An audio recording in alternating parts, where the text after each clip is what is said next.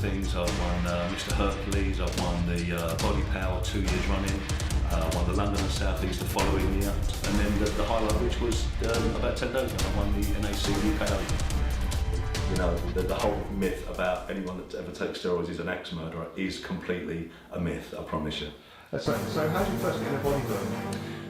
Well, I'd always done something. When I left school, well, when I was at school, I was like every sports team there was, because I loved my sports. I left school and then I became an amateur boxer. And I did that for years. I did that until I was 28. When I was 28, my daughter was born, and decided that I would stop boxing then, because I didn't want a pretty little girl with a beaten up father. So I stopped boxing, and then I just took up weight training. I wouldn't say proper bodybuilding even. I was very busy working. I've always worked very, very hard. And even from then, my ambition was to always, you know, be a big guy. I always wanted to be big. I think, as Danny was saying, you know, that the bigger guys get more respect, which I think is true. 41 years, I've done something that I had to do. And now I'm going to do something that I want to do. So, and I wanted to get into competitive bodybuilding. So that's what I did. I hired a coach, a guy called Eddie Abu, who's been absolutely fantastic, taught me so much, and you know, always be very, very grateful to him for that. And just kind of went on from there, really. The big decision I had to take was, because I'd been drug free, I trained from the age of 28 to 50 totally drug free, just the same as Danny is, and I got, you know, big. You know, which proves you don't need to take steroids to get big. Yes, it takes a long time, but that's what I did. And I had to make a decision then whether I was going to compete for one of the drug-free federations or for one of the federations that don't test for drugs. And Eddie tried to make me stay drug-free. Eddie's been absolutely fantastic. It was a very, very much my decision that I was going to, if I was going to do this, I was going to try and do it against the, you know, the big boys kind of thing. So that's what I did. Did my first show about a couple of months after my 50th birthday, won that. That was the London and South East. Won that, went on to the British finals, didn't win that the first year. Since then, won several things. I've won Mr. Hercules, I've won the Body Power 2 years running, won the London and South East the following year, and then loads of bits and bobs. And then the highlight, which was about 10 days ago, I won the NAC UK Open. So can you just tell us a bit about the trophies you got on the table and what they're for? Yeah, these are just a few that mean quite a lot to me. These are my two Body Power ones. I won the Body Power 2 years running, which is great. 2 for 2. I'm very happy about that. This is the Mr. Hercules, which is a great show that's run in the autumn every year by a friend of mine called Scott Hort, and I was very proud to win that. And this is my UK Open, British, call it what you want, championship. They all live over there with all the other trophies and medals and everything in the corner. You'll notice that the trophies and all the bodybuilding stuff lives in the corner on its own, and the rest of the room is taken up with pictures of my children and my grandchildren. That's because my children and my grandchildren are my life, and the bodybuilding is just a very small part of it, and that's why that stays in the corner and they have the rest of the room to themselves. Can you tell us about your blog and the type of things you get emailed, because obviously you're quite high profile, being in over 50 and well, I would say world class level. Well, it's very kind of you.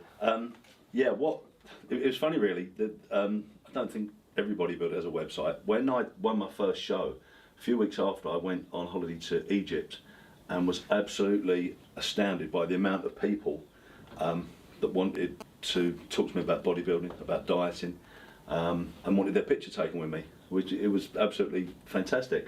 And I spoke to my son when I got back about it, and he said, and I'm not on Facebook or anything like that, I don't actually like social networking, and he said to me, he said, "Dad, why didn't you just have a website?" And I said, "Well, I don't know how you make a website." And he said, "Oh, I'll do it for you." And it kind of grew from there. And part of the website, he said, should be a blog, which is just basically talking about what you do every day. And it's just taken off in the most amazing way. He gets all the stats. I don't understand how it works, but he said apparently the blog's looked at by about 2,000 times every month. I'm sure it's not by 2,000 different people, but he said he gets that kind of things. And I get a lot of people emailing me. It's always the same thing, training and diet advice, exclusively, always. I've never had any girls emailing me saying, "Look great, will you marry me?" Unfortunately, that's what I'm hoping for, but it's never happened, you know. But yeah, and I always try to put something in there that's quite amusing. Always putting a few little comments about, you know, what's going on in the world as well, and people love it for some reason. Do you find that people want to be your friend because you are quite high profile? I think what it is, I think it's not so much that. I think it's what I was saying earlier. There's a great myth about big bodybuilders being, without using rude words, being unapproachable, and I'm the opposite of that.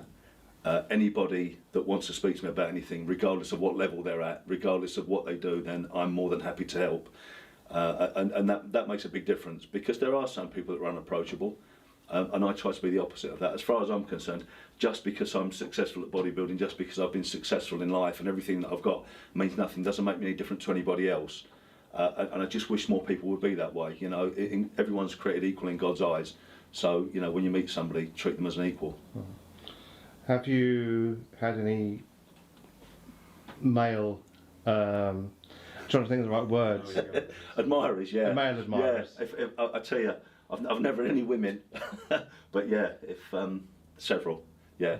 I have several people from all around the world, gay men that subscribe to my video channel, and they're actually very polite and all of that, and they're just very appreciative and all that. So yeah, I've got no problem with that at all. No.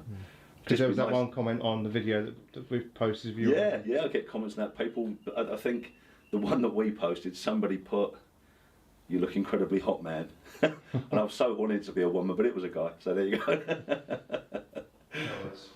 No, I've never ever suffered any side effects from steroids whatsoever. Obviously, I don't take very many. As I've said, I only take them as a dietary supplement when I'm getting ready for a show. I don't feel that I need to justify what I do. And I feel that what I do is nowhere near as bad as what most people do, with the drinking, the smoking, the sticking coke up their nose, they're eating junk food and things like that. I'm a grandfather, I've got 3 grandchildren.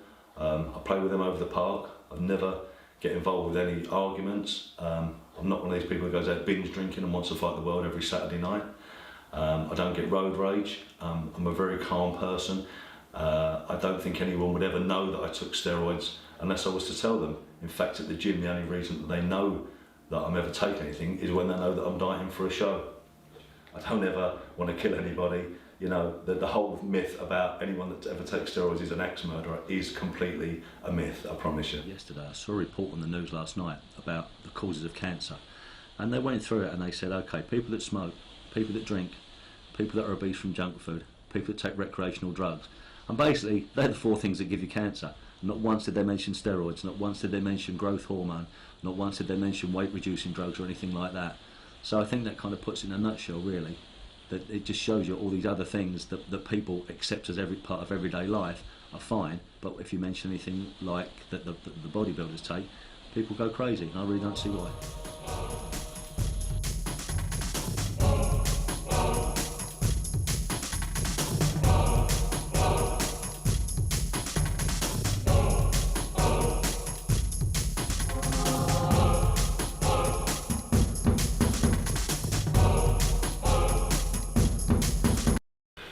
The thing is, I don't feel that I need to justify what I do.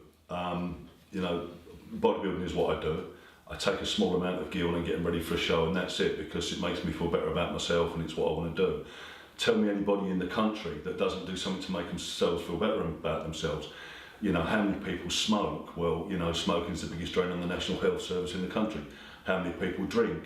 The National Health have just said that they're now admitting more drink-related cases than ever before. How many people are sticking coke up their nose every night? What about the social problems that caused? And even people that live on junk food, well, you know, Britain's obesity rate is higher than it's ever been in history.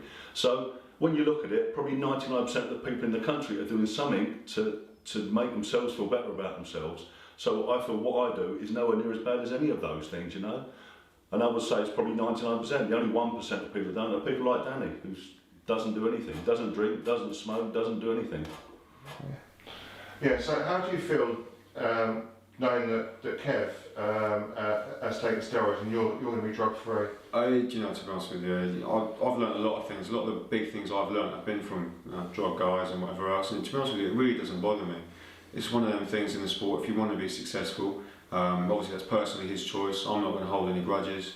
I know I'm doing it my way, and that's the way it's going to be, you know. I don't think to myself, oh, you know, he's on it, so I'll never get that big. And to me, it's a challenge to see if I can keep up and if I can do the same things and get as big as I can.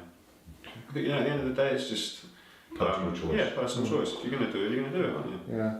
And Kev, I mean, how do you feel? What would you say to someone who is, say, like 17, 18 years old? They come into the gym, and the first thing they want to talk about is steroids. What would you say to them? That happens more than you would believe. Incredible amount of times that people come up to me and want to talk about that. When I first met Danny, there's the first thing I said to him, and in a not very pleasant way, I said to him, if you're taking anything or have taken anything, you better tell me now. And it was only when we had a chat, and he assured me it wasn't, that we went forward from there. I really, really try to discourage anybody from taking steroids at all. The thing is, there's a lot of misconceptions about it. I can't really put it in a nutshell. The only way I can tell you about it is I'll make it as brief as I can. But the popular misconception is that bodybuilders take huge amounts of steroids and wake up one morning looking like this, and that's really, really not the case. The vast majority of people, bodybuilders that use steroids, just use them as dietary supplements when they're getting ready for a competition. That's all I do, simply because you train all year round to get as big as you can. When you then diet for competition, the diet is incredibly hard. It's diet like you couldn't believe. In fact, any bodybuilder will tell you you're not a real bodybuilder until you've done a show diet. When you're dieting like that, you lose the fat and everything like that, but it does eat some of the muscle as well. And you've worked so hard for it, you just want to keep it. So what you do is you take a little bit of gear, and that stops you losing the muscle. And that's really the vast majority of people, that's what they do. Yes, there are one or two, handful of people that abuse it, and they're on it all year round, and they're the ones that get the side effects. But it's like anything you put in your body, you know, if you drink a glass of wine of an evening, you might feel relaxed, but you're going to get no side effects. If you drink a bottle, you're going to feel half drunk and have a headache the next morning. So, you know, as long as it's in moderation, I don't see a problem with it, you know. So what are your thoughts on things like MCT oils and coconut oils? Because I've been told, or I understand, that their fats are lactose carbohydrates and they won't actually cause problems. There are things like that you can use, yeah. It's not something that I'm a great fan of, but it's modern technology. I think the one that everyone's using these days is Udo's Choice Oil, which is omega 3, 6 and 9, and supposedly turns into carbohydrates in your body. Great if it works. It's not something I use, but you know, there's a lot of things like that on the market which I'm sure are all very, very good, but I personally don't use them. I'm old school and stick to very basic stuff, I'm afraid. We're getting Danny ready for a show right now. His diet consists of about 50 grams of oats in the morning, first thing. Then he'll eat this 3 or 4 times a day, which is 200 grams of chicken, which is just cooked on a George Foreman grill, and 50 grams of rice, which is just boiled. It's very bland. It's like eating cardboard. So what we do is to spice up a bit, he's allowed a small amount of lemon juice, a small amount of black and red pepper, or a small amount of cider apple vinegar. The cider apple vinegar is to stop water retention. The only other thing that's most important in his diet is the water. At the moment, he's on about 5 litres a day. So, Danny, what does it taste like? Oh, beautiful. Lies. No, to be fair, it's not too bad. It's chicken and rice is something. It's a fundamental in the bodybuilding world. Even if you're not dieting, chicken and rice is still a very prominent meal anyway. So it's something you can get used to. Obviously, you haven't got to worry about when you're bulking so much is the quantity. Again, you know, your carbohydrate will go up because the idea is that you bulk in your off season to put more size on and things like that. But this for the cutting season is obviously all weighed out to a point. Everything's ready to go. So it's all for a purpose. And the way I see it is it's a means to an end. I'm getting to the shape I want to be, and then hopefully it's going to be a prize-winning shape. So yeah, it's all well worth it. Mm-hmm. You're not impressed with the food? Now you know what you've got to eat. I'm a comfort eater, trust me. Yeah.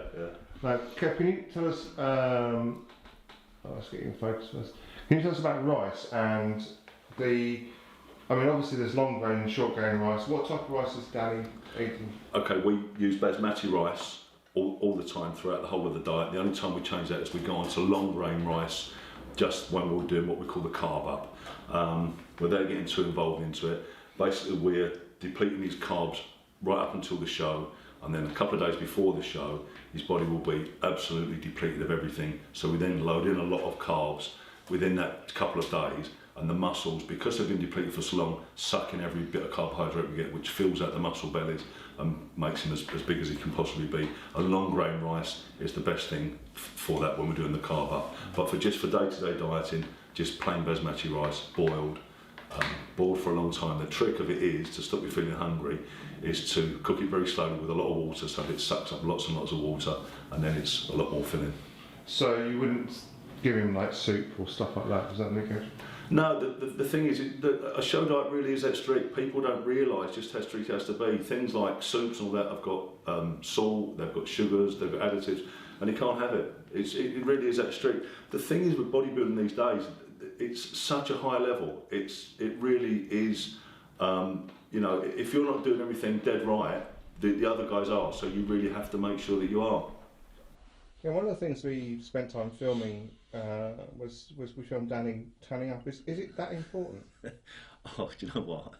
People say what's the worst bit about getting ready for a show, and it's the diet by a mile, but the tanning comes second. It's a pain in the arse, it really is. Yes, it's that important, it really is. If your tan's wrong, I've seen people win and lose shows because of a good or bad tan, ridiculous and as it sounds. It's a nightmare.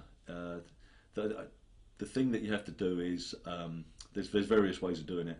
This year I've been having sunbeds obviously, and then I've been having spray tans, and then been putting show tan and pro tan and all the other different tans on top of it. But when I did the UK BFF British final in Nottingham, I actually had one spray for the whole thing. Didn't do anything other than a spray because I was there on my own. You see, really you need people to do it for you. I mean, Danny's all right that we'll do it for him, but when you're on a weekend away, you're probably best if you've got someone to take somebody with you. But I was there on my own, so I actually had a spray where they just spray you, and that's it, and you're done for the weekend. And that worked much better for me. It's not the cheapest way to do it. I think it cost me about 50 quid, but it was just so much easier. You just stand there and your little paper thong thing, they spray you up, and you're done for the weekend, and it's just so much easier than just keep layering the stuff and layering it on. So yeah, I would definitely recommend that you do it the spray way. But yes, it is that important, and it is that much of a pain to do, because you just, once it's on, you just stink for the weekend, and that's it. So it's horrible, yeah. So how much are the tickets for your show? £12. 12? That's good. Yeah. Consider it.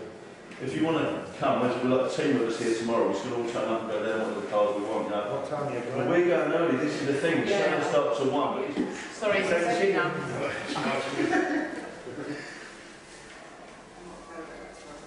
This is the worst part. This is the worst part, because you're covered in fake tan now for days. I need you to step parking, please. You had a shower yesterday morning. You now can't have a shower until after the show, Sunday night. Sorry, can you bend over, please? I'm serious, you should put them white things here. Can you bend over? I'm not getting involved in this. Sorry, guys. So how do we deal with body odors between now and then? It'll smell. It just smells for a few days. It is. It's one of the worst. Well, the worst thing about the whole thing is the diet, no doubt about it. Yeah. But the second worst thing is the fact that you stink of fake tan now for 2 or 3 days. It's disgusting. Oh dear. That is superb. It really is. I think it's the best pose. And the brick was in his chest. Yeah. Right, yeah.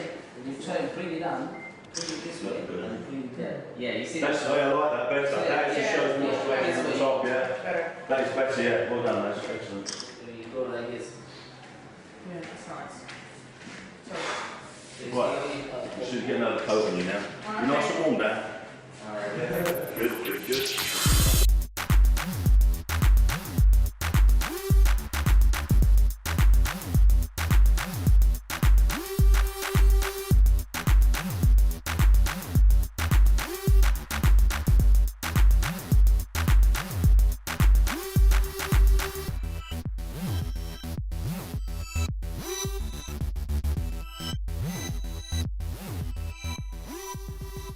How does it feel? It's weird, cold feeling, isn't it? No, it's the thing, like, it's weird stood here like a year from. No, what I mean is, how does it feel to? Oh. I'm rubbing you. Doesn't really feel very... We're not going to have a sound there anyway. You're gonna blend it with some music, right, Jay? No, this is all sounded. You must be I'm kidding gonna me. I'm going to use this bit, definitely.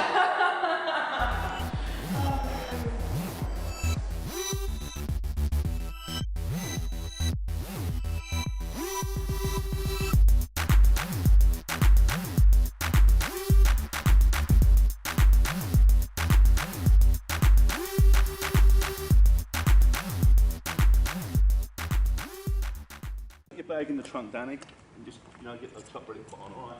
That's where all my food is in there. Oh, well, we'll get whatever you want, then put it in the car, and then stick the bag in the trunk. All right. What is it what I need? Rice cakes, oat cakes, and peanut butter. Whatever you prefer. Yeah, peanut butter's the important thing. Yeah.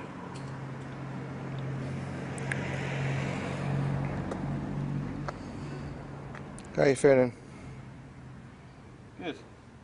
Hungry. Nervous? Nervous? Yeah, I'll come, but yeah, doing alright. Doing alright.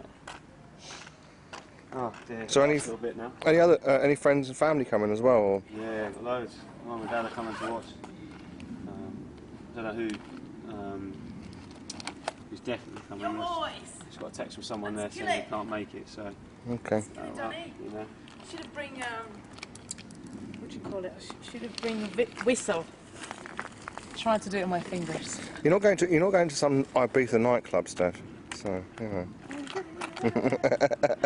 And look, I've got a camera here as well, so we're gonna do mega shots. All right, cameraman. Cameraman's all right. Good. Danny's all right. Body, all right. Yeah. And your body will, if you get that in there now, your body will use that fat for energy, which you're going to need this afternoon. You're going to feel like you're going to die on stage, so you need to get as much energy in as you can. And that won't come out in your body for like days really. So you can actually, within reason, have as much fat as you want. But because you're so water depleted right now, it won't go around your body. You need the water in your body to move it around to get it into your system. So just eat them slowly. Nice and wide.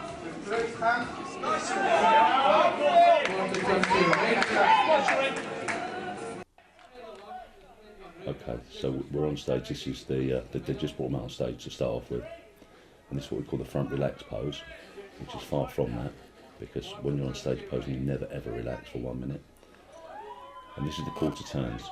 The quarter turns are just for symmetry, really. Then the judges need to see that your upper body is the same, got the same symmetry as the lower body. There's no point in having a big chest and tiny little legs. So it's very important that you get this posing right. You'll see that they do either side and the back and the front, so that they can just see that you've actually got the full package. And that's what they're looking for, the judges. They're looking for a whole package, not just great big arms or great big chest. You have to have everything in proportion. And that's the main thing for the symmetry round. And people don't realise just how many marks you get for the quarter turns, and they don't practice them enough. They practice the compulsories, but the quarter turns are very, very important. So they've finished the first batch. There were so many on stage, they split them. That's it, Danny. Looking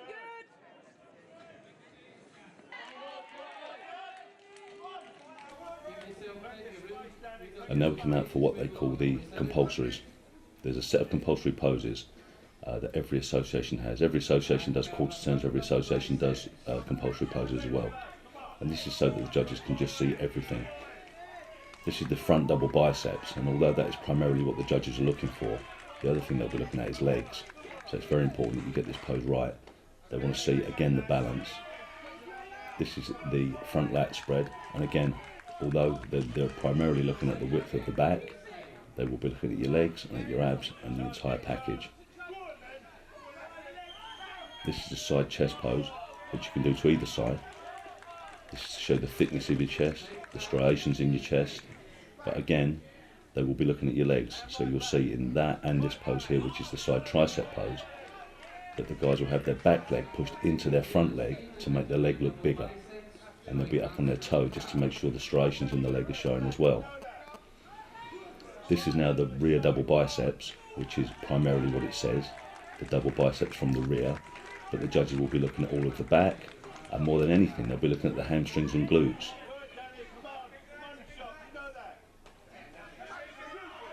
This is the rear lat spread, which is exactly the same. They want to see the thickness and the width of the back, but they will also be looking at the hamstrings and glutes very, very carefully, because that's those two poses are the only ones you really get a chance to show those parts of the body off. This is the abs and thighs pose, which is most people's favourite, because you can show your six-pack and you can show just how good your legs are. If you pose your legs properly, you can actually make them look a lot bigger than they really are. That's what we taught Danny to do here. His legs were probably his weakest area, so he had to work on that. And this is the most muscular pose, which most federations do have these days. And you can just do whatever you want for that. It's a free pose to show off the best parts of your physique.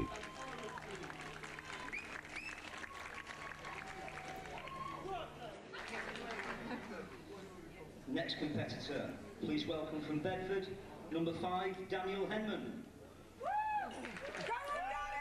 So this is the free posing routine, and all federations will have this. Some have it for a minute, some have it for a minute and a half. And basically you choose your own music and you do whatever you want to show off your physique, the best parts of it, in the best way that you can. You'll see that Danny's got a very good back, so we started with that, the lat spread that we showed to everybody. And you see we don't rely too much on his legs because they weren't quite as big as we wanted them. Try to emphasise just how good his top half is and emphasise his condition. Although his legs weren't as big as we wanted, they were very well defined. I always say with this though that it's actually not as important as people think, because by the time you get on stage and do this, the judges have pretty much decided in any case. They do judge you on your free posing, but I think 90% of the marks have already been done by now.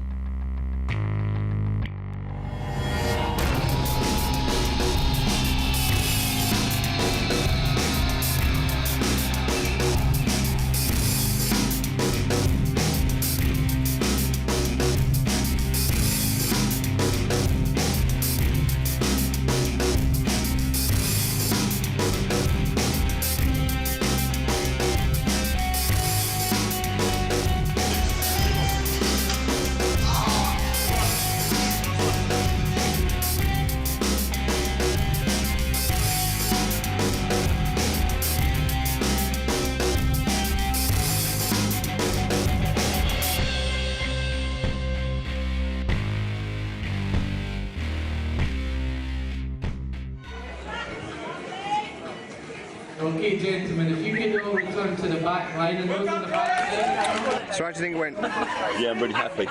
What do you all think? I think Danny did really well, you know, he gave it all. Yeah. Good attitude, he smiled. Yeah. I think he listened to you as well. I was really happy. Yeah. All the preparation work he did exactly as he was supposed to. All the posing was dead right. All the prep on the day was dead right. I don't think we could have done any better. I really don't think we could have got him looking any better than he did. And that's all you can ever do. You know, it doesn't matter who you're up against. If you're the best you can ever look, that's all you can ever do, isn't it? And I think he was. And we all thought he was great, didn't we? So the whole team has done very well. Well done, Danny. Well done. So how would you say the year's gone for you both? I mean, first of all, you care. How would you say that? Yeah, my year's been interesting, yeah. I've done, so it'll be my sixth show on Sunday. Well, I've done one, I can't remember, won a couple of them anyway. Placed in all of them. This one Sunday is the British Open, trying to win that. But yeah, it's been a good year. The problem I had was I was taken back in hospital with my tummy again, which kind of messed up a few of my plans, but it was okay. Came out of there 2 months later, I came 4th in NABA Mr England, and the week after I came 6th in UK BFF Mr Britain, so I was very happy. But yeah, it's been a good year. I'll be glad after Sunday when all the dieting's finished. The dieting is really the hardest bit, as I always tell people. And what would you eat when you're off season? Everything. It's not, as long as it's dead, I'll eat it. No, seriously, high protein, high carb, about 300 grams of protein a day, about 500 grams of carbs a day, and about 50 grams of fat a day. I don't like to get too bulky and all that. Do you not look at calories at all? Not really, no. Don't, never. I mean, you can overcomplicate it. As long as I'm getting enough protein, enough carbs, and a little bit of fats, then that's good enough for me. And how did your season go down? It's been really successful actually. My first actual year of proper competition. I had a bit of a disappointing start, I suppose. I mean, I was really, looking at the pictures now of, I think I should have deserved to place a couple of places higher. But, you know, that's the way it works. I was fresh out of the blocks, as to speak. They didn't know who I was, so when I turned up, there was a couple of people there that had already been through and competed with them before. A couple of the guys had been to the finals before, so I felt I was a little bit behind in that sense. But I still went out there and showed my best, and looking at the pictures, I definitely had the condition there. Following that, 2 weeks after, I went to the MPA, won my first show, which was amazing for me. You know, just sort of highlighted everything that I tried to do this year. Put all that dieting to shame. You know, it was, well, sorry, not to shame. Sort of made it all worth it, if you know what I mean. All those sort of grueling sessions in the gym, all those hours of cardio, just pounding away, just trying to get rid of that last little bit of body fat. And then after that, I took my first British final. I went along to that. With his British final this year, well, for various reasons, it didn't go quite right. But we know what the problems were. That won't happen again. We know where it went wrong. We know why it was a disappointing result. I think we know everything that was wrong. We're just gonna, the fact that he decided to go to IB for 3 weeks before the show didn't help. Didn't help. But that won't happen again because I'm nicking his passport, so that'll be all right. There's a few other things. We know what went wrong. The thing is, as long as you learn from it, as long as lessons have been learned, which they have, and next year we will come back bigger and stronger and better than ever. Absolutely no doubt about that. We're looking forward to it, very much so. Yeah. Like, you know, there's no point in just being a big fish in a small pond. You know, I'd rather be the other way round. I mean, you know, I've always tried to train with people bigger than me. You know, that's why Eddie's my coach. It's like he's a giant. Nothing wrong with that. Just like I find myself sometimes like looking in the mirror thinking like Don't I'm a lot look in the smaller mirror. than I am. Don't look in the mirror. You shouldn't be looking in the mirror anyway at the moment. As I say, all we're trying to do is get you bigger. So there's nothing to look at in any case. You know what I mean? Just as I say, just get your head down. I know it's difficult this game, but at this time of year, that's all you can do. You know? Oh yeah. I mean, I'm looking forward to it. Why are you worried about that? Well, we're really near the end of the year for yourself and for Danny, and I just wanted to know how you feel about the past year. Yeah, it's been a good year. I've enjoyed everything that we've done this year. With Danny, I had one major disappointment, which was his British final. He didn't diet properly, and he learnt a big lesson from that. I think he was listening to other people. When we did him for his regional shows, he looked absolutely phenomenal. Didn't believe we could get him looking that good. When he did his British final, I think he listened to a few other people, and he looked terrible. And they didn't give him a place, and I think he placed last, which upset me a bit, upset him a bit. But we know, we both know, and we've not talked about it, and I've not told him off, but he knows, and he won't make that mistake again. I think he's going to do a lot better next year. And at the moment we're bulking him up, and I think he's going to be, well, I know he will be better than ever when he competes next year because of what he's learnt this year. And that's what it's all about. You've got to learn from every year, you've got to learn from every show, you've got to learn from every workout, really, and he is. And that's the great thing about Danny. He's because he's so young, he is a sponge. He takes it all in, and as long as he's learning what's right and what's wrong, you know, we all make mistakes, and he's made a mistake and he's learned from it, so that's the important thing. And we've just been filming today with Steph. Would you like to tell us more about what you're doing with her? Yeah, Stephanie's a real success story for me. She came to me in February. She weighed about 10.5 stone, and she just said, can you get me in shape to look half decent for the summer? We did that quite quickly. She went then from there that she wanted to carry on and look even better and do bikini class competitions. So we got her ready for that, and she looked fantastic and ready to do bikini. And she was going to do that, but she looked so good, and we spoke to a couple of people, judges, and they've said, look, you could do a bikini show tomorrow and probably do very, very well. Said, but as you're doing so well, why don't you take up one more notch and start competing in body fitness? So we're now training her for body fitness, which will mean bulking her up a little bit, making her a bit bigger, making her muscles more dense, and then putting her on a strict diet again next year. And I think she's going to do very, very well in body fitness. She's got a great attitude. She works very, very hard. I'm training her like a man. People say you should train women and men different. I don't actually believe in that. When you're bulking up, the same exercises work for women and men. You say to like a young 16, 17-year-old that wants to get into training, what would your advice be to them? Take it easy. You know, there's a problem, a big problem, and I've encountered this at this gym. A lot of the youngsters, you know, they listen to their friends and they read online about anabolic steroids, and before you know it, before you even started training, they're asking about it, and it's my responsibility to always tell them, look, just get in the gym, sort your eating out, and train. You know, rest, train. If you want to build muscle, that's how it is. Don't rush into getting. That's when you get complications. Things. So just don't rush into anything. Just take it easy. I think what most people don't realise is the young ones is how big an important part of the diet is and how important the training is. Yeah. That there's a mentality amongst youngsters. They think that the drugs is all it takes, and it, you know, it couldn't be further from the truth.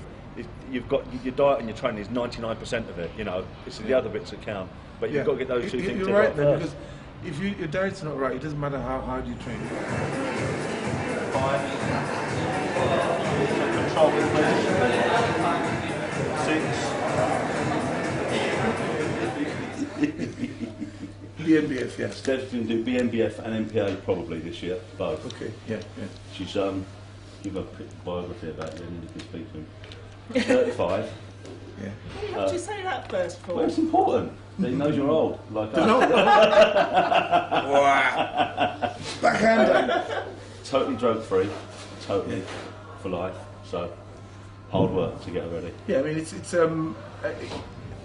I mean, like we got Jodie Marsh getting her ready now, and she wants to do it like natural, and I think that is good, because everyone can do what you're doing. Yeah. But most people are not prepared to put their work into it. It's a lifestyle, isn't it? You know, it's a lifestyle. I was complaining about, I did quads really heavy.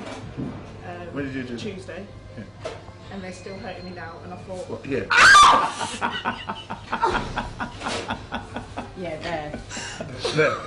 Now, tell us what it Is should it feel meant to be like. like this, or have I damaged myself? No, of course not. That means you had a good workout. That means you had a good workout. If you want him to train you like a pansy, you will do that, but you're not going to get anywhere. Yeah. So that kind of workout, feeling like this is a good thing. I understand that, but I didn't think it would last this long. No, do you know what? Sometimes it lasts for like a whole week, sometimes longer. Yeah, because when was we mashed up one time? Mashed up, yeah. We was That doesn't completely sound stiff right. for about a week. Yeah. How you look now is irrelevant in terms of the competition, because you want it to look good on the stage rather than how you look now. And sometimes you have to look a bit ugly to look good. 2 steps back, 2 steps forward. 1 step back, 2 steps forward, isn't that? That's it. Yeah. But no, that's exactly what I was saying. To get big, you've got to get ugly first. Yeah, of course, yeah. Because it's not. I see people, I know, you and I know people who just want to look good all the time, and they are called nightclub bodybuilders. Yeah, nightclub bodybuilders. They want to look good in the nightclub, and then when it comes to this, getting ready for a show, they haven't actually got any tissue to lose because they're lean, and then they don't get the fact. What they should really do is just bump up their calories for about, a couple of months, fill out, and then slowly, because letting go. You see, you're not fat. Now, if you put a fat person on the diet, on the treadmill, it doesn't matter what tissue they lose, because they're losing tissue. If your aim is to go down to the gym and get fit, cardiovascular fit, that's fine. But I know most people, most women, are not going to. You're going down to the gym for cosmetic reasons. You want to look good, and looking good is a completely different way. You got to look at it a completely different way from You either, that's it. The people that come to me, or you either look fit, or you look good, or you're fit. Choose. But you can do both. Trim down, and then you can do once or twice a week. Do some high impact cardio just to keep. When you look in the mirror, what you see in the mirror is not what everybody else sees. That's why it's so important that someone like me can stand and say, yes, this is good, or no, this is bad. And you do need somebody to be that honest with you, because you'll look and you'll go, I look terrible, and you'll think you look terrible when you look great. But at the same time, I might say, yeah, that looks fine, but that bit needs some work, and that's what you need. Sometimes I look in the mirror and I see a 18-year-old white girl with breast implants. Oh, sorry, that was a porn.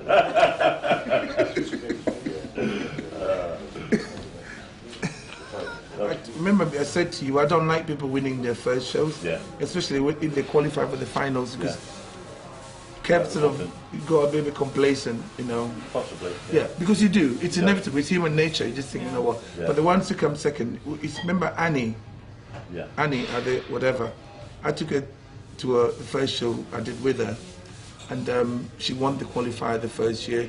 She went to the finals and she got beaten, and she came back pissed off. And I said to her, I wish you hadn't won the qualifier. And she said, what do you mean? So then the following year, she went to the qualifier, she came second, and she was just pissed. Yeah. And I said to her husband, I said to Lee, I'm glad she didn't win. And he goes, how is that? I said, well, because now she's pissed off, she's going to work twice as hard. And exactly what happened, she went and blew everyone away in the finals. Do you get a lot of that backstage? Let me, it's a fact, right? Men don't do that. It's true. It's a woman thing. Absolutely true. Women, women are sort of not very kind to each other. Yeah. Generally. Yeah. No, it's true. Women are not very nice to each other because I've been with, competing in the States with Carmen and somebody, can you do that for me? And he's slagging each other off, you can use this. And I'm thinking, just, where's men? You get like 3 men ready and they're all competing in the same class. They're backstage helping each other out. And whereas women, absolutely not at all. Women are very, so much more that way.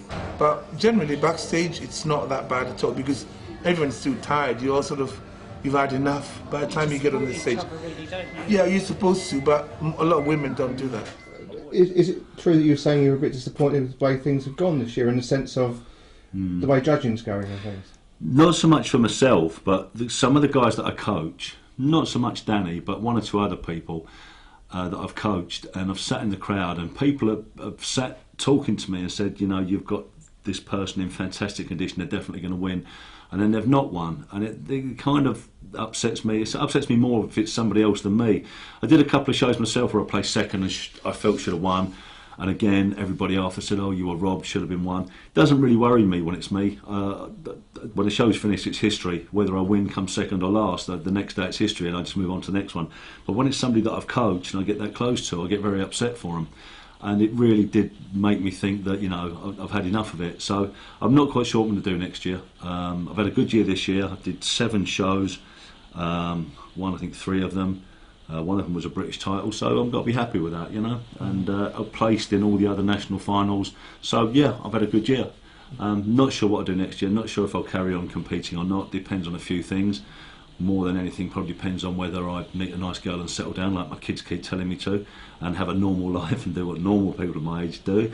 If I don't, then I'll probably compete again. But if I do meet somebody, she'll become more important than the bodybuilding, so I'll